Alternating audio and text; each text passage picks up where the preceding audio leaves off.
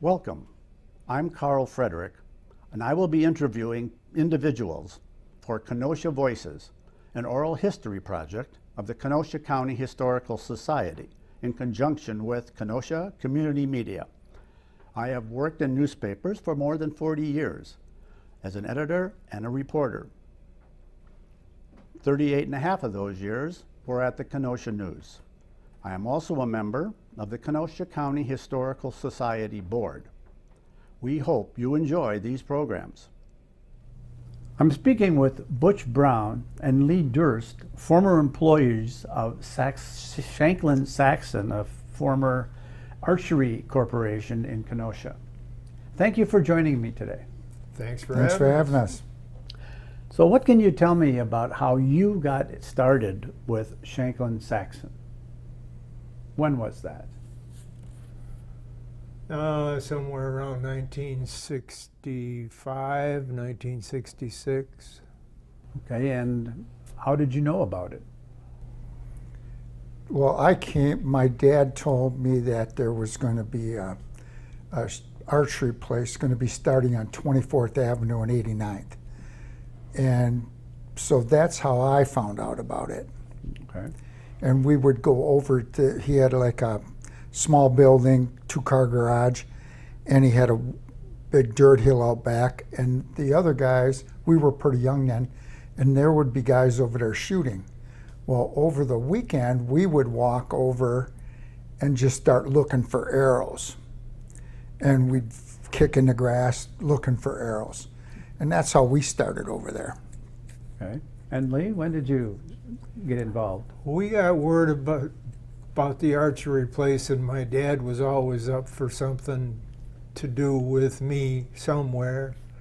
And we would go over there and we would rent a bow and rent arrows, and just, I think it was a way of my dad finding out whether I'd get interested in it or not. And I did, and we had a good time. After a while, he'd pick up a bow every once in a while, and we'd just go over there and have fun. And then my dad got to know the owner, Bud, and from there, everything just kind of moved along. We enjoyed each other's company, and I ended up with a job, and my dad ended up with a job, and my mother ended up with a job. What did your dad do there?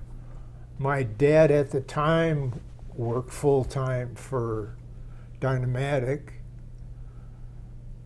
but at Shankland's, he would, if there was a mechanical issue came up on a press or an electrical problem, or maybe some electrical that had to be run or something like that, but I'd get my dad over there on a Saturday and let him, tell him what he wanted to go from point A to point B, or what a piece of equipment was supposed to do.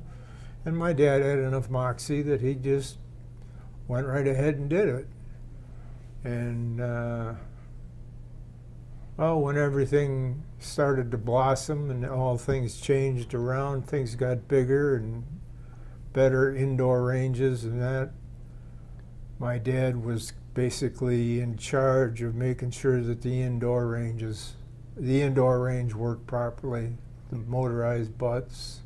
And that's before, that was just when the feed store burned down, right? When Bud moved up by Klein's, and then the feed store burned down, and that's probably when your dad was involved, right? Oh yeah, well, he was doing stuff off and on all the time for him. Yeah. But the big thing was when the indoor range started, and what Bud wanted to do, he didn't want to have people walking back and forth the way they even do to this day. So his idea was to be able to make a target go down and then come back, and then he got to the point he wanted to make sure that it could stop the same at 10 yards and at 15 yards and then again at 20 yards. Was this unique at the time? Yeah, it was real unique because we got involved when the feed store burned down, and then they asked, Lee his dad and them were all working over there when it burned down, And then he asked, Bud must have said, do you know anybody that would come and Yeah, help help out. clean up after the fire? So then that's when we got involved, and we started helping him clean up on the fire. And then when he rebuilt it, then he asked us if we wanted to work there. And this was what year? That was what had to be 7, 66, 68. 65, 66, About 67. 67, I 67. think that was around the time I graduated. Okay. Yeah. And then what did you first do when you were hired? Oh, when I was first hired in. Well, I guess when I first hired in, I was in the back room learning on how to do woodworking that pertained to the structure of the bows and proper way of sanding so you got everything good and flat. Got introduced to different ways that arrows were made and did some rest assembly work, helped do packaging. Then I guess from there it went, I was back there as well as up front working, taking care of customers when they came in. And then when the range started up, would be taking care of that as well as working in the back. It was, I guess we all turned into jacks of all trades and masters of none. Did you both start about the same time? No, Lee started before, Uh, because we didn't start until after the fire, and he put up the new building. And the reason for the fire was the bows had to be put in presses. All the laminations, even my brother made fiberglass for the fronts and the back, and you had to glue up the handles. You take a block of wood, glue it up. It was probably 18 inches long by 3 inches wide, and then glue up all the laminations. And you had to feather it all out, mic it all, and put it in a press with epoxy, and then you would put it in there and it would cure for an hour. Well, the feed store burned down the way they understood because they left the press or a heating element run. So when Bud moved to the new place, we would set that bow up and we'd wait till it cured, then shut it off. Okay. How many people worked there, as far as you are aware? there was, You said your mom and your dad and yourself yeah, and well, 10 yeah, there others? was my or so? mom, and then there was another lady and then 2 other ladies in the neighborhood. My dad, myself, Butch, My brother Bruce. Bruce. Yeah. I don't know if Jimmy was in there once in a while. So we're talking 12, 15 people? Yeah, there were 2 Smith boys that were in there, Mike Smith and Jim Smith. And then there was a Mike Durkin. He was mainly days because I was still in school. So whenever something, he might start something in the morning and during the day, and then everybody else might pick up the pieces at the end of the day. Okay. When you mentioned the feed store burning down, this was the building that Bud Shankland used to make the bows? Yes. Okay. Yes. Do you have any idea when he started making the bows there? In that particular building, Or someplace else in Kenosha did he build? Or was this like the first place that he had in Kenosha and this is where he started? Well, we had the first place, the little 2-story building garage on 24th. Then he moved down by Klein's store, the old Klein store in South Kenosha. Okay. Right across the street, next to the creek, was a feed store. Okay. And then he bought that, Okay. or he rented that, bought it. yeah, whatever. Yeah. Something. Okay, do you know anything about Bud's passed? Was he doing this somewhere else? Or was this kind of like he showed up and he was making Yeah. bows and you guys started working? Yeah, We we were just- pretty young. I mean, You know, And how long did the company last? it went out in '72 is when he passed away, I believe. Okay, and that pretty much was the end of the company? Yeah, yeah. yeah, I was in the service then. I was in the service when I got out in '72. But we made bows with Bud until '70. And you were there until the end? Yeah, when they closed it, I ended up going to another department store to work, and then into the automotive field here in that? Kenosha, and then in Racine, and then back to Kenosha at Ocean Spray. Okay. Okay, was Bud an archer himself? Oh yes, very much so. So it's kind of like his baby, his dream, you think? Well, yeah, I think it was. I mean, he was a hunter, big time hunter. Yeah, he's big on hunting, but he was big on making sure other people would get into it. He, excuse me, he would look for kids to come over. Like on a Saturday, it might be, I think when we started out, there was 3 or 4 of us.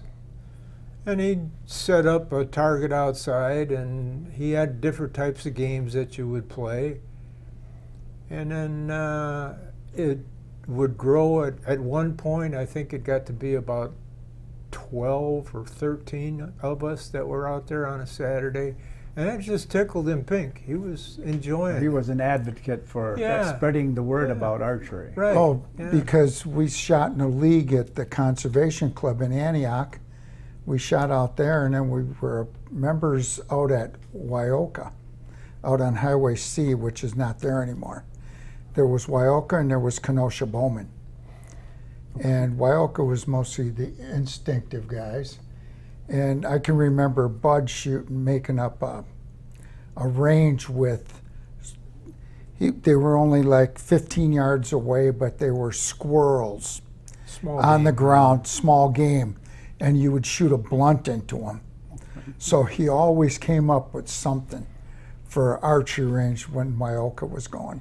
Okay, and you mentioned, Lee, that when he rebuilt, he built a building for indoor shooting. Yeah, yeah. Okay. Did this become a popular place for people to shoot? Were there tournaments or anything? Oh, yeah. We Yes. would- Leagues, American leagues. Indoor Archery Association tournaments, and then you would have leagues. You would have people from Kenosha Bowman that would rent a place for the night, Waukegan for the night, Little Fort Archers out of Waukegan for a night, Antioch Sportsman Club for a night, and then there'd be open shooting one night for anybody that just wanted to come in and practice and shoot.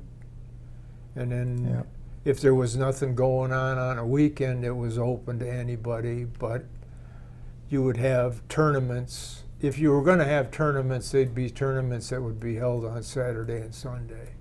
And how many people would participate in these tournaments? Well, there was 10 lanes, so how many guys you have on a you team? could I you don't could know. have 4 guys on a team, Yeah. so you could have 40 people would show, take the place over.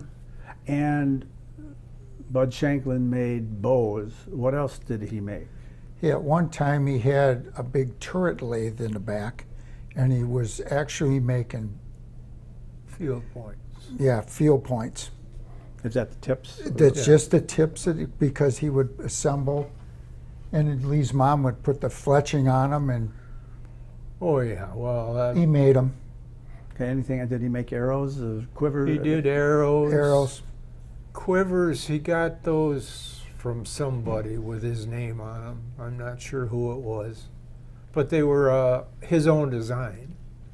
Okay. And And how about then, the equipment? Did he design his own equipment? Yeah, Yeah, Yeah, just about for have those.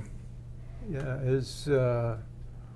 He had patents on 3 or 4 different rests, the area that the arrow would rest on while it's in the bow. And that was something that's what the ladies were there for. They would just, you'd get an order for a couple of 100 items, they'd package them up, label them, and ship them out.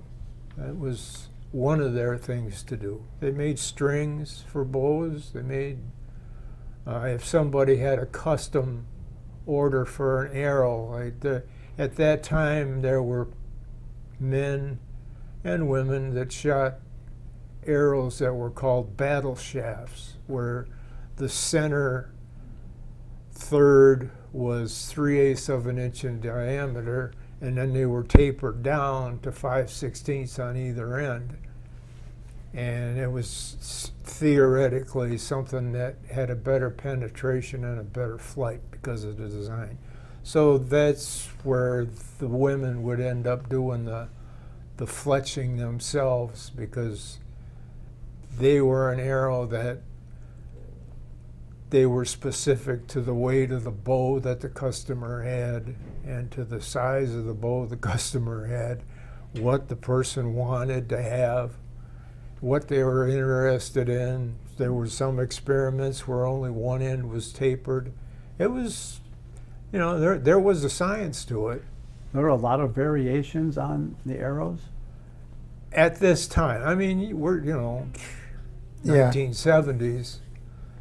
You know, nowadays you've got aluminum in different area, in different dimensions and different wall thicknesses, or you've got fiberglass arrows that are in different dimensions, wall thicknesses.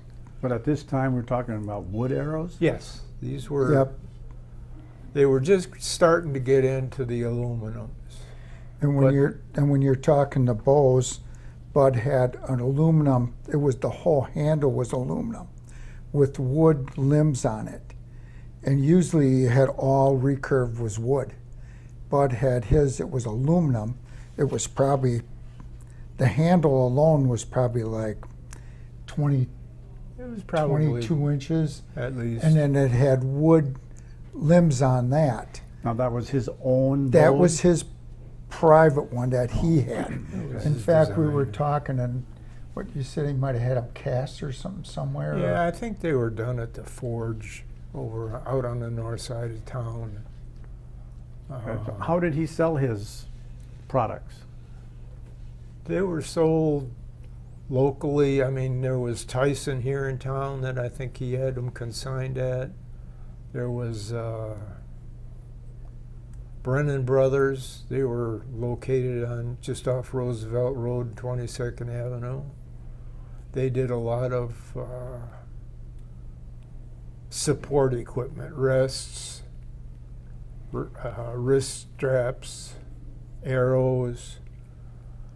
Did he have a catalog or a store? Bud had his catalog, and then he had the big store counter where, right behind where the- we built, you know, where we were located. Located. We had them in the archery lanes themselves, as well as another part of the building where there was some equipment stored for sale. Now, how many bows would the company make in a day or a week, or I mean, just what was production like? In the course of a week, you could probably get a dozen completed bows. Just depending upon which bow you were, you know, if you were being dedicated to a particular bow, you could lay up quite a few of them and have all the blanks and go to work on them. But if you had 2 of these and 2 of these and 2 of this and 1 of this, then you had to change the forms out on the machinery in order to get to where you wanted to be doing the right. Was there a certain popular bow? Or were they all just, nothing is really popular, it's pretty just a much- different? Oh, the hardest thing was after his fire, all the paperwork got burnt up. So all the specs for the laminations and the feathering and all that were gone. So now he would tell us to start building a cutlass, say. It's supposed to be a 45-pound hunting bow, a short one, and we would put the laminations in it, and it was supposed to be like 45. Well, we'd get it all feathered out and glued up. Then Lee would take and put the strings on them, and then he would have to take them over to the wall, and Bud had a pulley system on the wall. So you'd put the handle in the bow, string it, and pull it with a pulley with a rope away from the bow, because it might not be correct on the feathering, and it would just blow up. A snap and It would just fly all snap if you didn't have these correct, or it would be too heavy, because we didn't have it all written down. So everything had to be mic'd and written down in a book. So when you went back, somebody wanted a 45-pounder, you could go back to that page and get a 45-pounder. So you had to start from scratch with all of the Right. designs. and- Yes, Yeah. everything had to start from scratch again. And there was some real interesting bows came out of that. Oh yeah. Oh yeah, there was a couple of bows that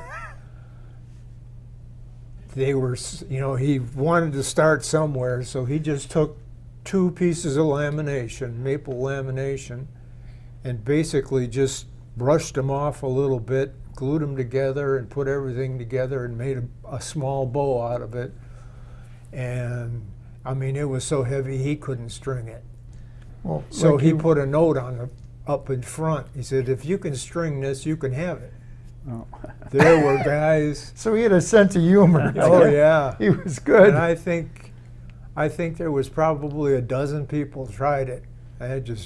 There wasn't any way anybody was going to do it. So one of I think it was one of the Smith boys said, "Well, why don't we set up something with some jacks, and we'll see if we can jack it apart and put the string on it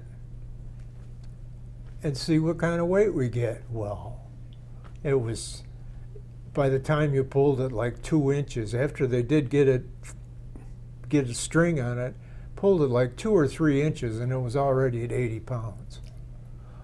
And that So would be nobody was considered- going And to pull it, you're talking, let alone what's- bend it to string it. what would be the average that you would test a bow distance pulling back?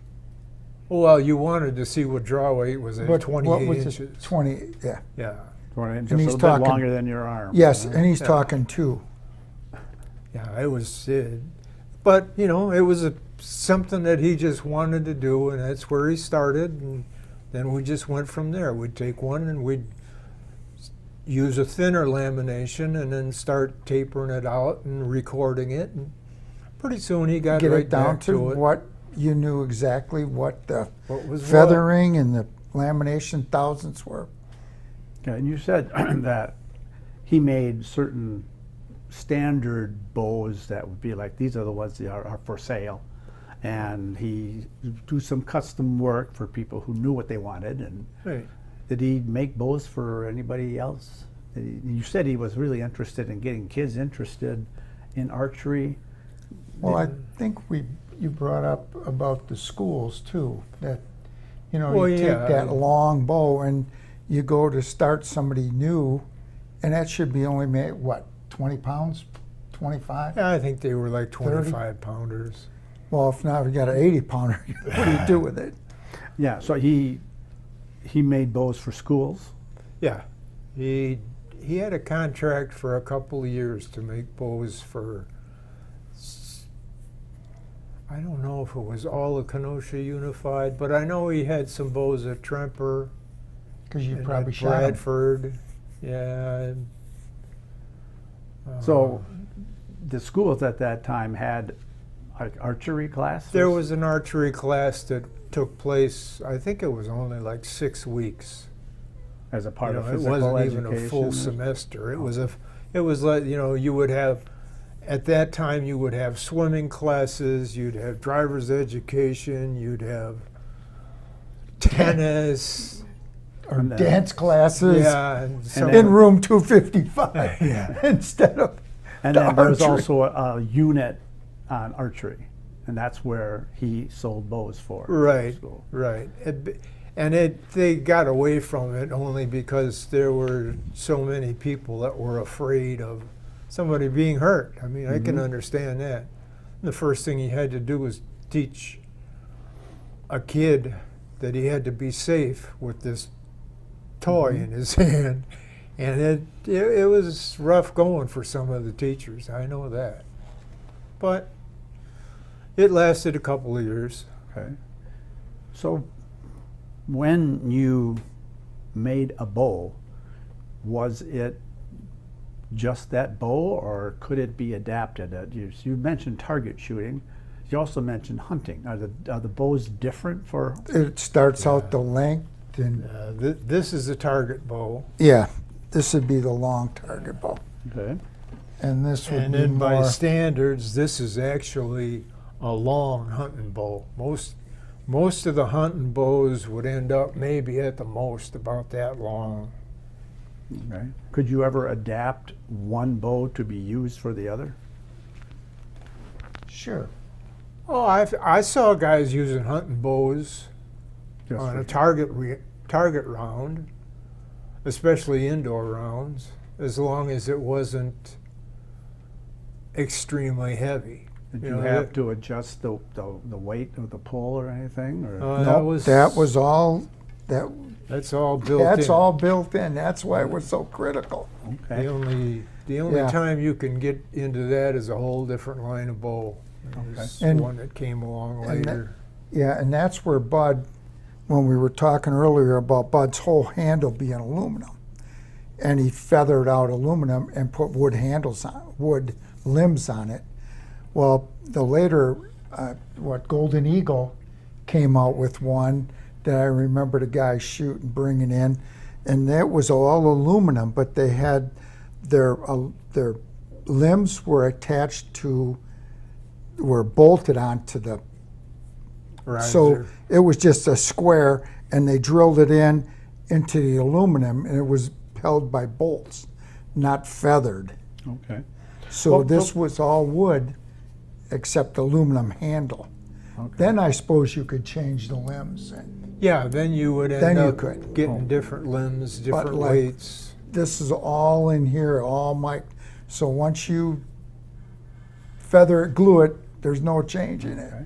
All right. Could you describe the bow making process, since you have it there? And what would you start with? What would you go to next? What would you actually do? Well, we would take, this one here would actually start with a wood block, probably, well, this long, and probably 3 inches wide, and glue it all together. Then you would sand it, get this side flat and this flat, and then it would set in a press. You'd put the laminations in it. Well, you'd have to cut that block of wood, would you? Well, after it's all glued up Oh, and okay. heated, you have like a 3-inch limb here, 3-inch all the way through. And there's only one piece of material in there, or are there 2, 3 Nope, layers? it's one. That's just one thing? There's one on the back with lamination, fiberglass and a laminated wood here. That goes all the So way you through. have 2 of them, and this is the critical part. So you get that block and put it in the press, and you get this 5 or 6 clamps on here, 5 or 6. You heat it up with epoxy. It's all covered with epoxy. Heat it up, and then what you would do is take it out, and this would actually be 3.5, 3 inches wide, and now you would take it on a bandsaw and cut them in half. Oh, So this would actually be 2 bows. So When you make- this is one. So you cut it in half, and then basically the next thing you would do is put it on the flatten them out, and then basically Lee would put Notch. notches for the string, and cut out notch the handle, and then he would test it before he got it too far. okay. Because if it didn't hold up to that test on the wall, 32 inches, Waste of time. it's a waste of time. So once he'd do that, then he would finish it off. And then later you would add this white in the wood here, and then he would finish it off like that and then seal Sand it. it and varnish? Or- Yep, scrape off all this, get it all cleaned up, and then he'd spray it. Okay. So there was a lot to it. Oh yeah, it was a run through the neighborhood for sure. Okay, and how long were these bows popular, or are they still popular?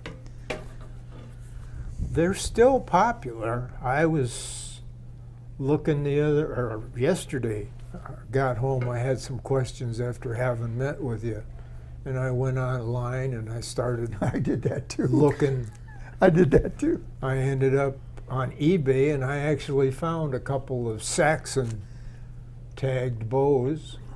And then there's still a lot of bear bows out there. Hoyt, Hoyt, Bear. Howitt, Wing. There's still a lot of them. There's a lot of them that are astronomical in price. I mean, They're still being made, yeah. Oh, yeah. but has something taken its place? The compound bow. And then how is that different? That's all pulleys. The machine. Yeah, Machine? the machine. And did that it's- kind of like become more popular to a lot of Oh yeah. people? Well, than- it's a much faster bow. The way and every time you turn around, if you're looking for anything about them, you'll find some manufacturers have got a different type of a cam that they're using, so that when they bring their string back, everything unloads and you're only hanging on to 15 pounds, if that. But when you release, you get a release that's so fast, it's like shooting a 22. I mean, it's amazing what they're getting out of them. And they're doing it, some of them, heck, I think some of the bows are under 4 feet in length. I've seen some where a guy would be standing here like this, and the limb is here and down here. I'm thinking. But when it's released, and they don't have any problem in shooting 100 yards anymore. I mean, it used to be if you were going to shoot 100 yards, you were like this. Yeah. Now, there's some of that equipment out there, boy, it's almost like they're shooting flat. It's amazing. So the big difference is you you draw a compound bow back compared to that long bow conventional. compared to the compound bow. You know, you're talking about You weights. get the string back to here, and you got the full 32 pounds on that big one or whatever it is. But once you get to here, and now it goes to nothing on which bow? on a compound. On a compound. But if you're So using that bow, It doesn't Yeah. get you easier. feel every pound You're all the way holding it. back. Yes, Depending you're holding upon- it. And that makes, I mean, if you're Oh yeah. then Yep. you start to wiggle. Yeah. But with a Yeah. compound You bow, can- you're saying you pull back and then Oh you yeah, pull, you and just it's use like a nothing. release aid, Oh, bring yeah. it back. There's some of those compound bows you see guys are using them, and women are using them. I shouldn't be saying guys only, but men and women are using them. They have to use a release because there's such a light amount of tension on their fingers. You can almost see When- where they have to throw the string out of their fingertips rather than just fight it to get it to release. It's amazing. If you strung the recurve and you get it back and you're aiming, you would always come off the string and back, straight back. Well, you 'Cause keep if you- releasing when you let Yes, go. you get it back here, you release, you better come straight back. If you go like this, you could It's a throw dead the arrow release right and off. everything just goes And Okay. now they have triggers. Now it's which on kind the- of well, for they have compound. yeah, Well, compound. a lot of people are using them, but compound archers, cam archers, that's what they're using is a release aid. okay. And on that, I don't see a rest on that bow. It's right here. Oh, there it is. Yep, it would be on this side. And that would be added after. This would be a right, yep. Yeah. And Bud would make them left. Oh yeah, yeah. Okay. And were you ever archers, shooters? Oh, we both shot. Yeah. It's hard to work Seriously, there and not or- shoot. If you worked Yeah, there, you had to shoot. yeah. Oh, we If you shot. in worked the- there, I think you had to shoot. Otherwise, That was a Bud would give you a requirement. good bump in the butt. Oh yeah. So you both participated in league Oh yes. shooting, Oh, yeah. Yep. Leagues, mostly competition, recreational, everything. or did you get more serious than that? No, recreational. Yeah. I went to state shoot one time. That was, I participated in a couple other league or competitions, but it was just a matter of being able to do it, try it, see what it was like, see what the pressure was like, I guess. Do you have an interest in archery Oh, today? I still pay attention to it. Not like I did then, because that was my livelihood then. But it's still interesting to see the Olympics. You know, when you see these people at the Olympic Games drilling arrows at 60 yards into, you know, keeping that Into three or the other four of arrow. them, yeah, keeping 3 or 4 of them tighter than a dime. You know, I guess I've always kind of liked it. I mean, Have you always stayed to the, I don't know, do you call that a longbow? You appreciate it Okay. when you've shot one of these, and then you see them on TV where they can just, you know, A compound bow? yeah, Not the same? it's not the same. Well, you can get different. That's how Wyoka, when it was out there on Highway C in Kenosha Bowman, that they split there because it was Extinctive and then Target. So it kind of divided into two camps, you know. It was. We're the ones who It use was. the Yeah, longbows. It was. And we're not going to let you bring a compound bow. And the other group says, well, we don't care what you're shooting, as long as you're shooting arrows. That kind of the, but then after a while, it didn't make any difference. We Yeah. were Wyoka. We had sights, but there was always somebody would say, "Well, let's go out and shoot. No sights. Let's see what you're made of." So he takes the sights off and you go. I mean, it was just something to measure yourself by, I guess. so these bows, basically, you would get as good as you can get by your own talent and ability to pull it back, to aim and fire, shoot and hit targets. And as it developed into the compound bows, it became more, you don't have to know how to, I'm not saying it's easier because they make it harder now too. okay. It's just when you pull this, it's different than a It's a little bit more work involved. yeah. You know, physically anyway. You still have, no matter what you're doing, whether it's one of these or whether it's a compound, you still have to be able to read the wind. You know, you want to be able to check the distance, be able to know what you're shooting at.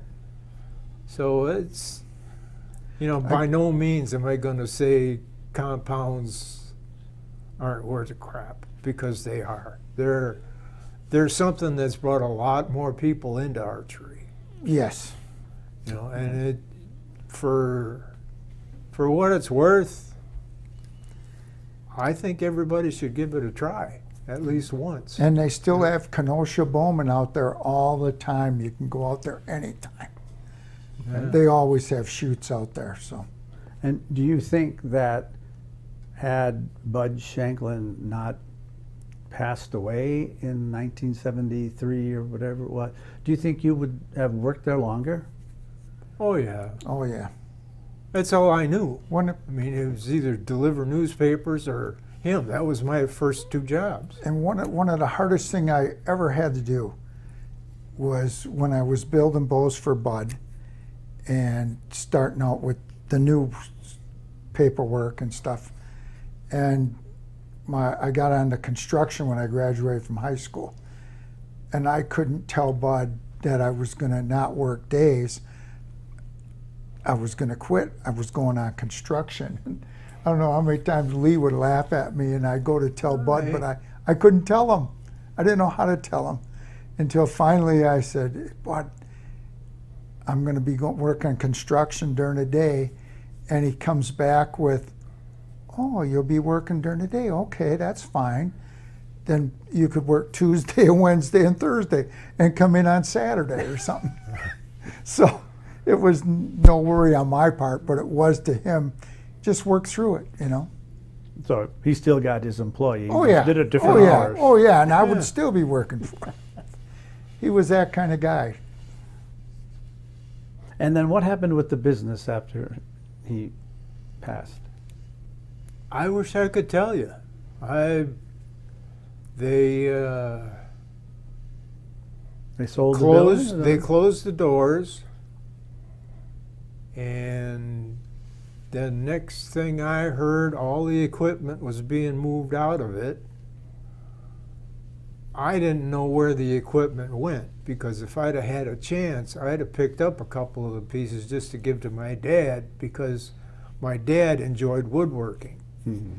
But everything was gone. I had no idea where anything went. I don't even know who moved the turret lathe out of there. I really have no idea. And then what ultimately happened with the building? The whole area was bought by Manutronics. Oh, Manutronics, that's Yeah. what it was. They bought it, and they were in there for, I don't know, maybe 10 years. Yeah, my And then sister they- worked there. Yeah, and then they sold it. They built a place out in the industrial park. I can't think of what it's called now. San Mina, I think, is what it's called. And I think it now. went through Cherry, wasn't it? Or No, I think it was yeah, just okay. Manutronics. yeah. And the next thing I remember driving down through there, it was all gone. There's nothing but a park in there now. Yeah, that's it. So, but I really have no idea what happened to everything. I'm sure his son would have probably known somebody where the equipment would have gone. Okay. All right. Well, thank you for joining me today. Hey, thanks for having Thanks us. for having us. It's been a pleasure.